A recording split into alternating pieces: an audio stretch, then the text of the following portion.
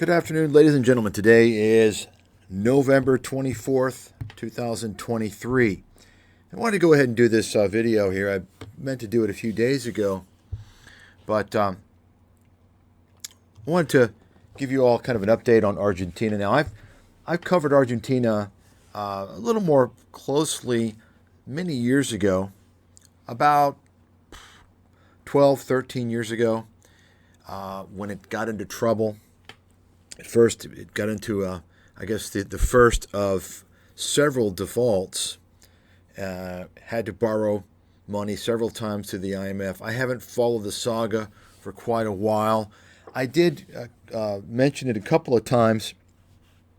A couple of years later, after the human parasite, Paul Singer from Elliott Management came in and bought the Argentinian sovereign bonds at pennies on the dollar after they had defaulted in order to seize assets using his strategy, Paul Singer's strategy of basically using legal ramifications. He has a team of parasitic attorneys that he uses to go in and pull the same game around the world. And they basically sue these countries. They go in, they don't invest in the bonds when the bonds are valuable. They wait for a default, they wait for kind of legal proceedings, and he basically tries to sue them to get assets, which is a very sneaky, dirty, sleazy, disgusting tactic. It's not an investment tactic, it's a predatory tactic. You can look up Elliott Management. Paul Singer's got a long history of doing this. Going in, he destroyed many companies. They go in and they gut the pensions, and they kind of repackage everything, and they make out, and of course the workers lose. I'm not going to get into Paul Singer.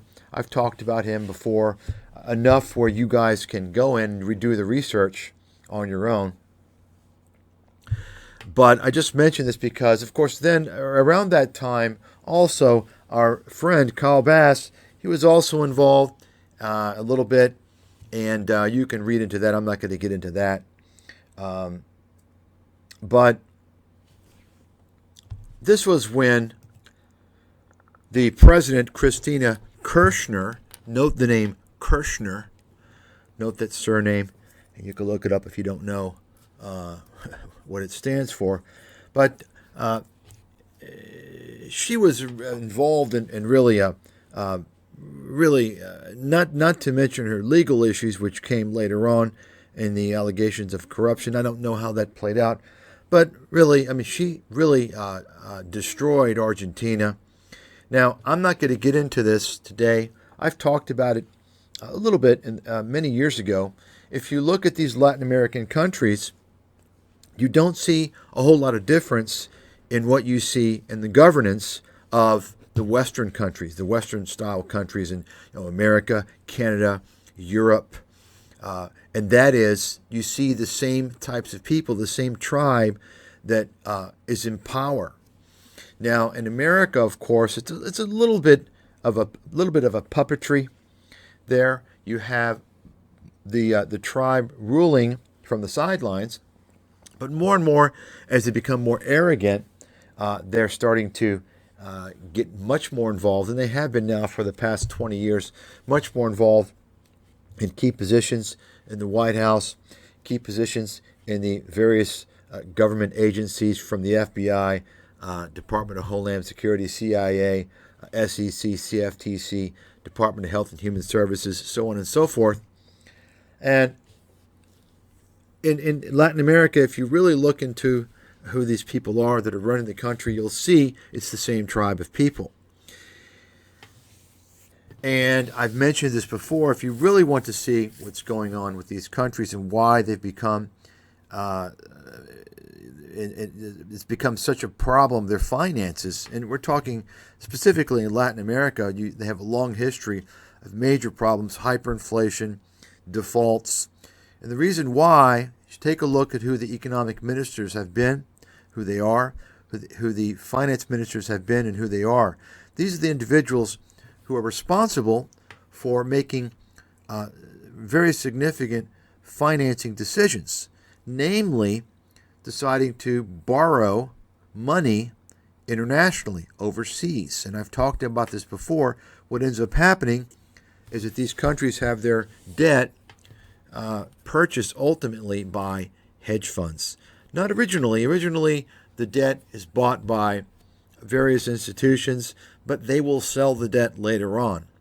And what happens is that when the hedge funds come in, they want their money, and it becomes a big problem, namely, as I spoke about earlier, with Elliott Management, so on and so forth. I could talk about this for a very, very long time, but I've given you all kind of the basic platform by which you can research it on your own.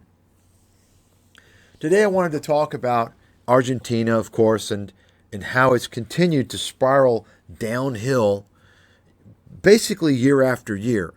Argentina has yet to recover from a period, let's call it just after the 2008 financial crisis. Argentina, I haven't looked this up because I don't really follow Argentina anymore, because there's nothing really to follow there anymore.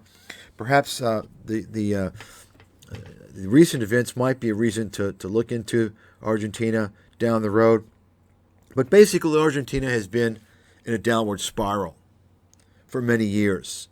And I wanted to bring this up, not to talk about Argentina specifically, but to remind everyone, why is this so important, right? Aside from the connection that I've made with Wall Street and what they do, and how this whole thing plays out. And it typically plays out just like this with these bankers and hedge fund guys. I'm not going to get into that today.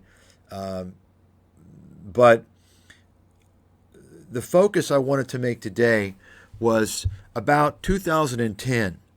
And I did a video on this about a year or two after that, maybe 2011 or 12, and maybe a couple of videos after that. Around 2010, there's a man by the name of Doug Casey, a career con man. This guy is a penny stock pumper. He's involved in all kinds of shady activities. He's a liar, and he's a con man. He's lied about many things, including he's claimed to have predicted the 2008 financial crisis. And as I mentioned many years ago, as time goes on, you're going to see more and more people pop up claiming to have predicted that. And I can argue, and I believe I can win any argument on the claims that I'm the only person that truly predicted the financial crisis of 2008. Anyone who doesn't understand that or agree with that, well, you've either not read the two books that I wrote on the financial crisis, in addition to some articles that I published after that, or you don't really have a good understanding of all the claims that were made by all these people who've claimed to have predicted it. And most likely, many of you, what were you doing back in the 2008 financial crisis? Were you still in your diapers or what? Okay. If you weren't at least 30 years old, don't talk to me. You have no fucking clue what's going on. And that's a very low hurdle right there. Really, a more reasonable hurdle would be at least 30 or 35 and have been a professional in the investment world. Okay? Really, that's kind of a more reasonable hurdle. Nonetheless, I did want to point out what's going on with Argentina today. And you can see from this headlines in the Buenos Aires Times, inflation is raging at 130%. It's pushing Argentina down a radical path. And this article is dated October 19th, 2023. Of course, it's a little dated, a couple of weeks. Actually, a little over a month. And so, this has been going on. This article was to highlight what potentially might be going on with the presidential candidates. Now, as we know, recently, the new president was elected. I believe it's the man in the middle here. And it's Javier Milei. I think Javier Milei, I believe that's how you pronounce his name. Javier Milei. And so he was elected, and I think he's kind of a self-proclaimed libertarian. And so that's interesting, by the way. So apparently, Mr. Millier, the libertarian, and you all know what I think about libertarians. They're just nutcases, and they're either nutcases or they're stooges. The nutcases are the ones who are, and many of those nutcases are also frauds. They're con artists, right? Then you have the followers who are kind of the nutcases, right? And then you have the lower level followers who are the stooges. I would say Mr. Millier is probably kind of the stooge or a crackpot. I don't know that he's a fraudster. I don't know what he would have to gain, but it's basically the guys at the top who create this whole narrative to fool people to try and profit from this whole agenda. I'm not going to get into the scam behind the libertarian movement today, but you can just write it down. Anybody associated with the libertarian movement is either clueless, naive, or a fraudster. Write it down. You can bank on it. Take it to the bank. And by the way, I'll debate anybody of any reasonable credibility that holds himself out to be a leader in the libertarian movement any time of the week on this live platform. So, but of course they won't come. They won't show because, you know what happens to these con artists? They run scared. They don't want to confront me one-on-one live because their whole gig is deceiving a large audience. They're cult members. The worst thing they can do is to be challenged by a world authority. You see, that would kind of mean that the jig is up and they could no longer scam their cult members in the various ways that they do. Getting back to Mr. Millier, so apparently he has called for, as a solution to Argentina's really terrible economic situation. You can see here, he wants to adopt the U.S. dollar as a national currency. Now, this is really interesting to me. Now, remember, he's a libertarian, right? Now, getting back to Doug Casey. You remember Doug Casey. Doug Casey was the guy who was telling all his cult members to move to Argentina back in 2010 to escape the collapse, the economic collapse, the dollar collapse in America. Remember that? I made a couple of videos on that. And, of course, Doug Casey, this is he wanted to take advantage of the financial crisis. Of course, people in America were scared and traumatized, but they don't know how much worse it was throughout most of the parts of the world. Much worse. So he wanted to, like all opportunists, Doug Casey wanted to scare people and tell them that it's going to be a big collapse. And of course, he took advantage of the whole Peter Schiff broken clock fear-mongering nonsense. And at that time, many people still didn't realize Peter Schiff was a broken clock contrarian indicator moron. Okay? And so Doug Casey happened to have, coincidentally, had a real estate project. He wanted to get you to buy. He wanted to get you to move to Argentina and exchange your dollars for Argentinian pesos and buy into a real estate project. You can have your own house in Salta, Argentina. That's right. He made it sound so beautiful, all the beautiful pictures, right? All the nice pictures of Salta, Argentina. You can escape the economic destruction in America and you can preserve your currency at the same time by simply selling all your assets, taking all your dollars, going to Argentina, exchanging your dollars for Argentinian pesos, moving into a house, buying the house. And of course, these houses were highly overpriced. And it turns out that it was a complete disaster. And it's funny because, of course, Doug Casey holds himself out to be a libertarian as well. It's funny because now you see, of course, many defaults later, the inflation's gotten worse even, and the Argentinian president wants to actually adopt the dollar. Why? Think about that. You can't make this up.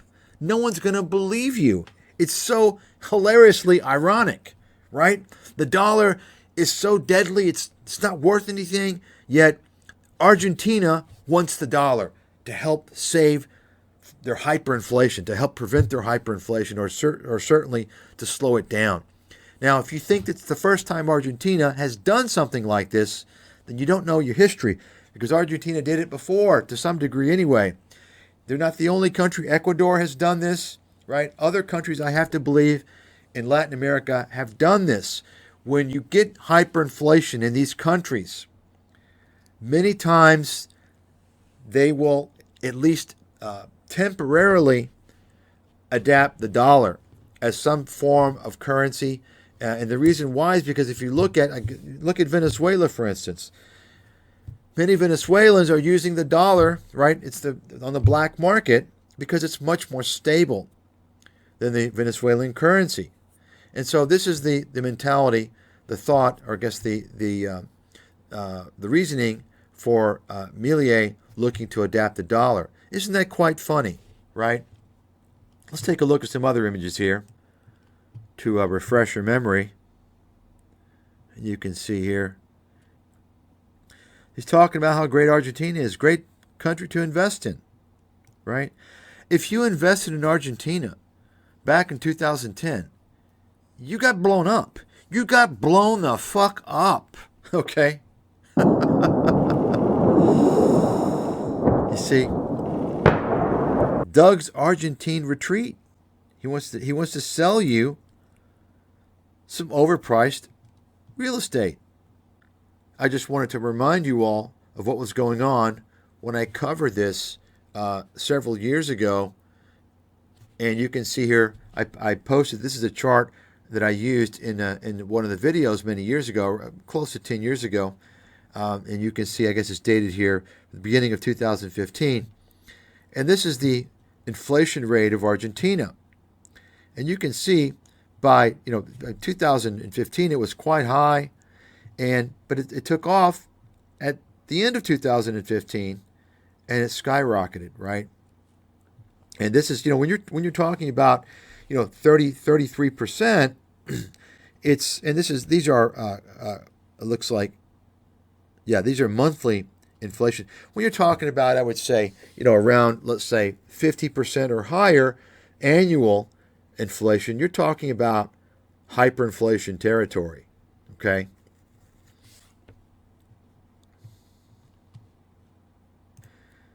But of course, you never heard from Doug Casey, any apology.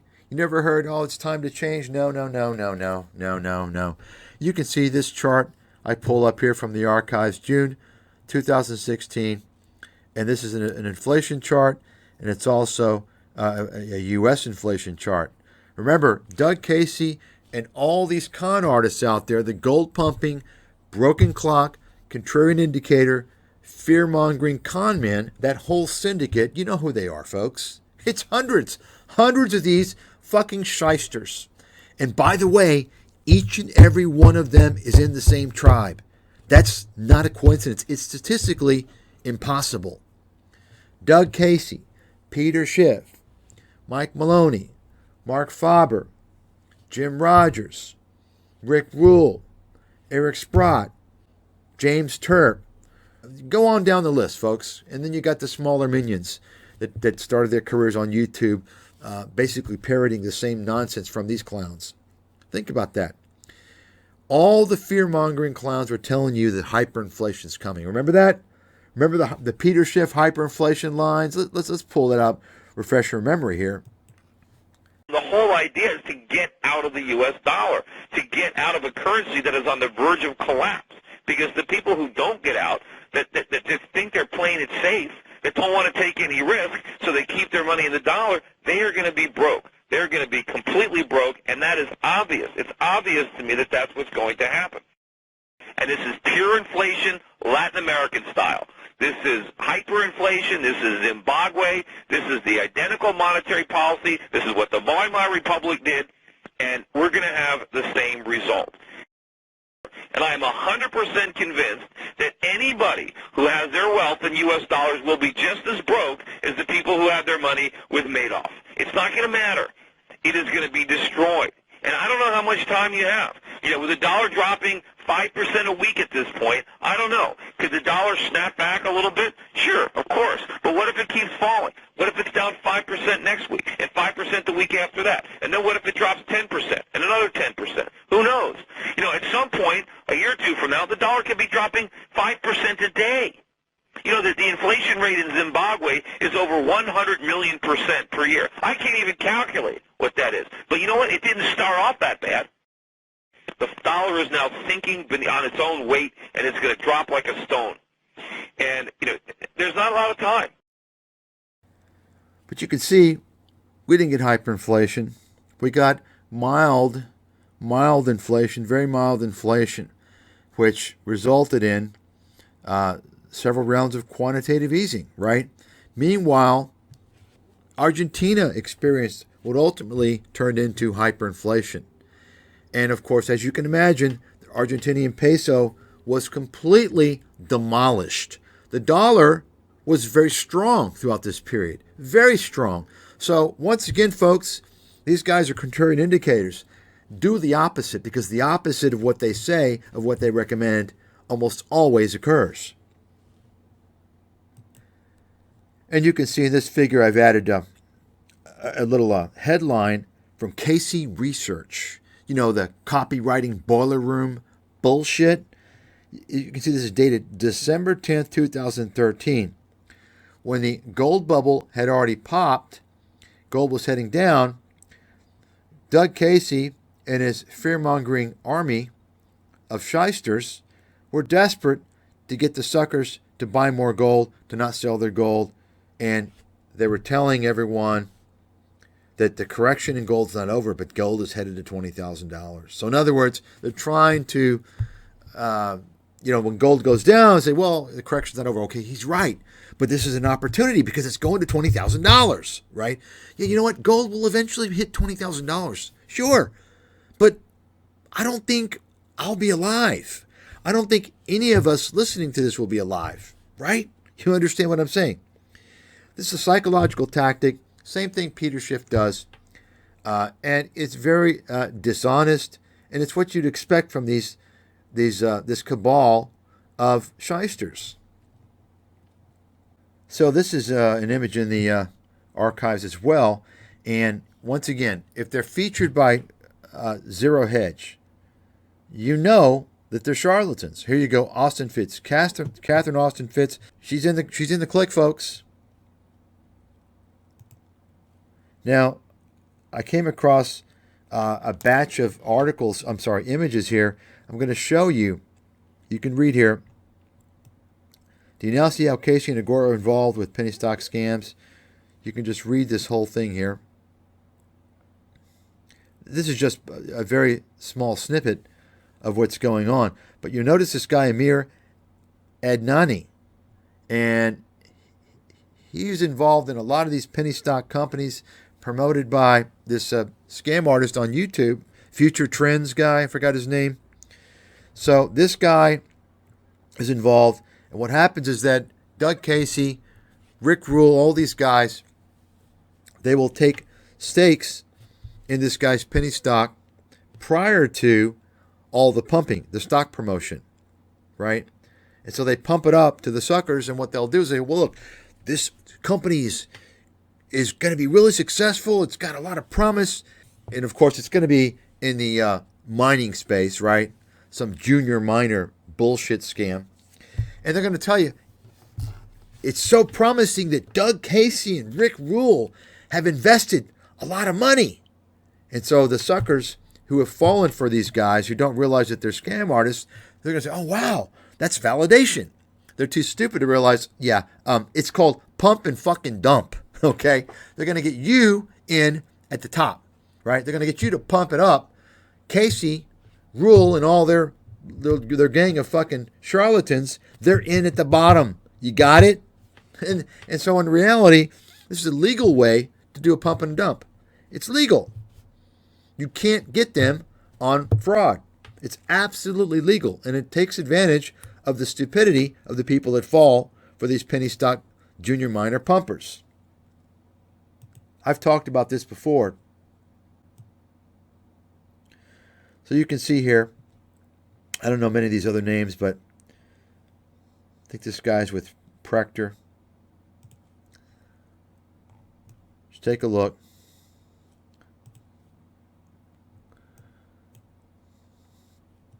Remember, if you want to identify the gang of con artists, simply examine all the link syndicates, right? Who are they? Who are they associating with? Take a look at the names, right? Take a look.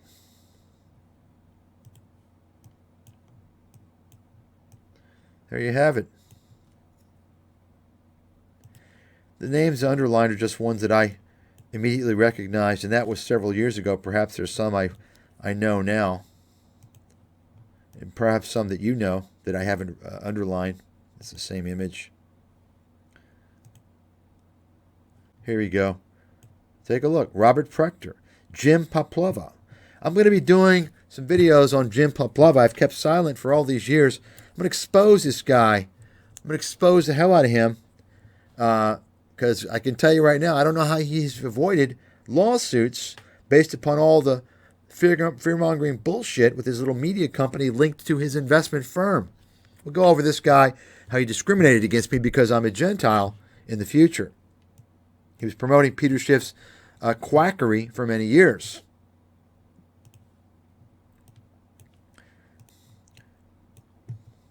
There you go.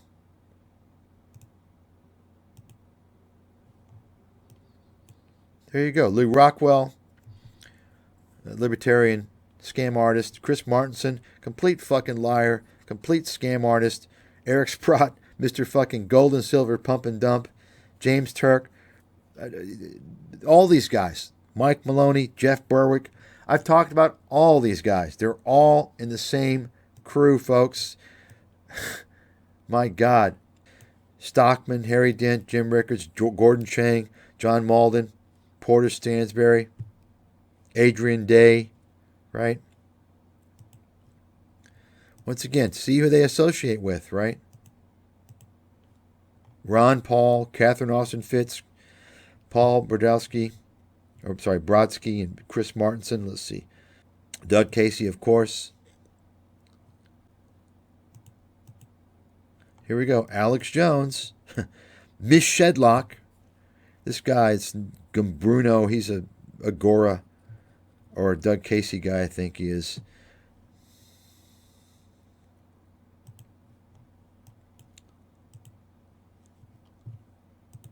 Here you got a couple others. Gerald Salente, James Altucher, E.B. Tucker. Recently covered this fucking clown. And there you have it. It's a video from a video I made a few years ago showing Doug Casey's appearance on Phil Donahue. Ask yourself how he got appearance on Phil Donahue. Well, he's in the tribe, of course, but he was saying the same thing back then, right?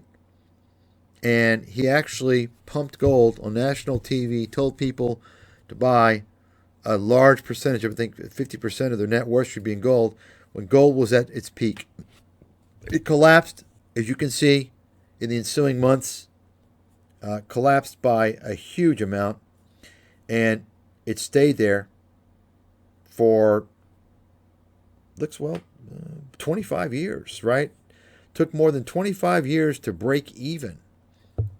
What do you think the chances are? What percentage of people that bought right after Doug Casey told them to buy, what percentage of people do you think kept their gold for more than 25 years after that?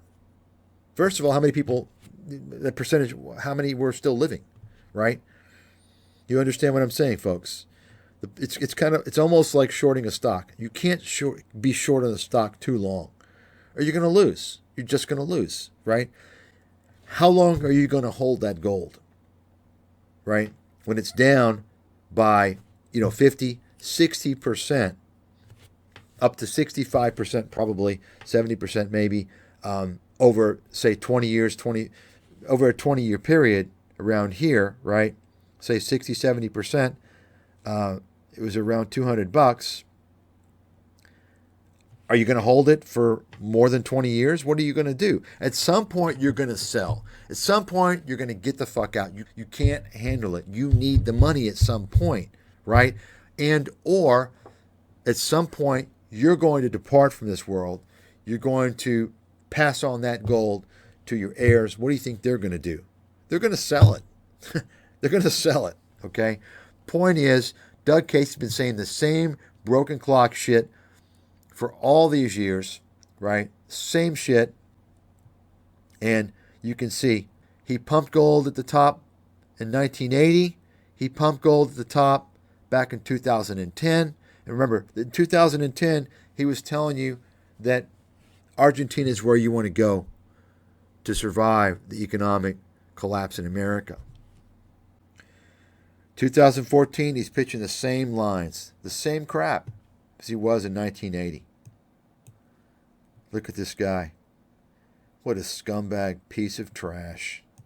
All these guys, Casey and his clan, the whole syndicate of gold pumping, broken clock, contrarian indicators, they're all libertarians. Is that a coincidence, right? And then you've got the new president, Javier Milei of Argentina, who's also a libertarian. And this libertarian actually embraces the dollar. He wants to make the U.S. dollar Argentina's official currency. Why? To halt or slow the pace of hyperinflation in that country. Argentina has faced a brutal economic period over the past decade. Let's take a look at a couple of charts here. This is the inflation rate in Argentina.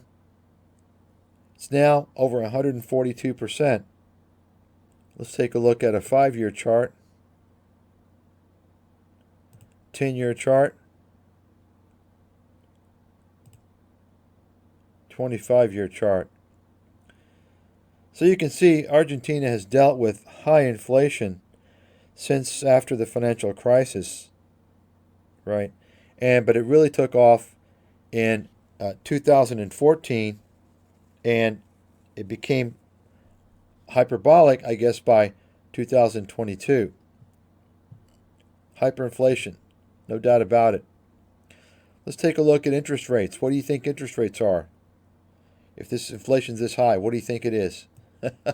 I can tell you it's going to be in the ballpark, if they're doing things correctly, in the ballpark numerically as the inflation rate. Let's take a look. There you go. There you go. Looks like, yeah, 133% inflation interest rate. How would you like to have an interest rate of 133%? Think about that one. 5-year chart, 10-year. So you can see interest rates were very high by 2014, extremely high.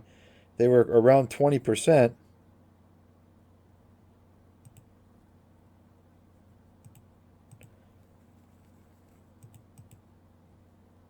$25-year chart. And of course this was, it looks like maybe a little after the period of Brazil's hyperinflation. And I've mentioned this before, folks. All these libertarian broken clock gold pumping con artists, they seem to always point to Latin America, right? Of course, some of them were pointing to China as a great economy, great country, right? Peter Schiff was telling you China's more capitalistic than America. Of course, you don't hear a whole lot of positivity from Peter Schiff anymore these days because, of course, China's collapsed. It's obvious to even the idiot out there now that China, the emperor is without his clothes, and it's going to get worse for China before it gets better. But they all gravitate towards Latin America. And I've mentioned this many years ago. It seems to me, and maybe this is a little bit of an exaggeration, but I think it's appropriate. No matter when we're talking about, it seems like almost always there's some country in Latin America experiencing hyperinflation. It's a very common phenomenon in Latin America. And I find it more than hilarious that these con artists, these gold pumping, broken clock, contrarian indicator con artists who were telling you that America was going to have hyperinflation and telling you Latin America was much better. I mean, it's shocking to me that nobody called them out. Nobody bothered to research the history, the economic history of Latin America. I mean, Brazil had just come out of hyperinflation not more than 15 years after, Peter Schiff was singing the America hyperinflation tune. And nobody said anything. Except moi, of course. The whole idea is to get out of the U.S. dollar, to get out of a currency that is on the verge of collapse. Because the people who don't get out, that just think they're playing it safe, that don't want to take any risk, so they keep their money in the dollar, they are going to be broke. They're going to be completely broke, and that is obvious. It's obvious to me that that's what's going to happen. And this is pure inflation, Latin American style. This is hyperinflation. This is Zimbabwe. This is the identical monetary policy. This is what the Weimar Republic did, and we're going to have the same result. And I am 100% convinced that anybody who has their wealth in U.S. dollars will be just as broke as the people who have their money with Madoff. It's not going to matter. It is going to be destroyed. And I don't know how much time you have. With the dollar dropping 5% a week at this point, I don't know. Could the dollar snap back a little bit? Sure, of course. But what if it keeps falling? What if it's down 5% next week and 5% the week after that? And then what if it drops 10% and another 10%? Who knows? At some point, a year or two from now, the dollar could be dropping 5% a day. The inflation rate in Zimbabwe is over 100 million% per year. I can't even calculate what that is. But you know what? It didn't start off that bad.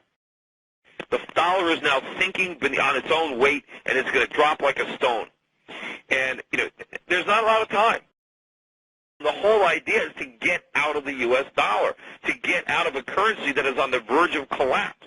Because the people who don't get out, that just think they're playing it safe, that don't want to take any risk, so they keep their money in the dollar, they are going to be broke. They're going to be completely broke, and that is obvious. It's obvious to me that that's what's going to happen. And this is pure inflation, Latin American style. This is hyperinflation. This is Zimbabwe. This is the identical monetary policy. This is what the Weimar Republic did, and we're going to have the same result. And I am 100% convinced that anybody who has their wealth in U.S. dollars will be just as broke as the people who have their money with Madoff. It's not going to matter. It is going to be destroyed. And I don't know how much time you have. With the dollar dropping 5% a week at this point, I don't know. Could the dollar snap back a little bit? Sure, of course. But what if it keeps falling? What if it's down 5% next week and 5% the week after that? And then what if it drops 10% and another 10%? Who knows?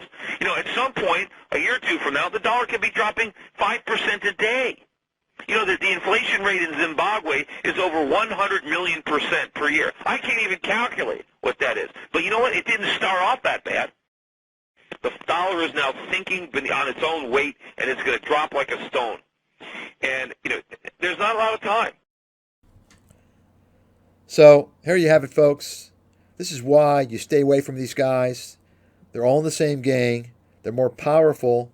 They can seduce and defraud people more easily if they're in the same gang, if they're in the same clique, if they're in the same syndicate. They can make up stories. They can make myths into reality. They can tell you that gold is real money, which is a lie. They can tell you that gold is insurance, which is a lie. And I could argue it's illegal to make that claim. Insurance is an investment product, right? They can make up all this shit, and many people are going to believe it. Why? Because they keep hearing it over and over again from the same shysters in the syndicate, right? This guy says it, and this guy says it. Maloney says it. Turk says it. Rickard says it. Rogers says it. Schiff says it. Rule says it. Casey says it. Stansberry says it. You understand? And then you got idiots, minions, that follow them, and they make videos on YouTube about it. And then you get all the people writing about it. And then you've got even the mainstream media who gets paid off to promote advertisements on this. This is why it can be easy to fall for this shit. You've got to be educated. Okay, and this is why I'm making these videos. I don't make any money from this. I lose money, and I lose my precious time, and I get no reward. You know, I rarely get people even thanking me from it for doing this stuff. There's nobody else in the world that's committed as much time and effort and provided as much insight on the charlatans in the financial industry as myself. And I do this because it's always made me really upset to see scumbags scamming people, people obtaining money, extracting money from people on false pretenses, and nothing's being done about it. Anyway, that's it for today.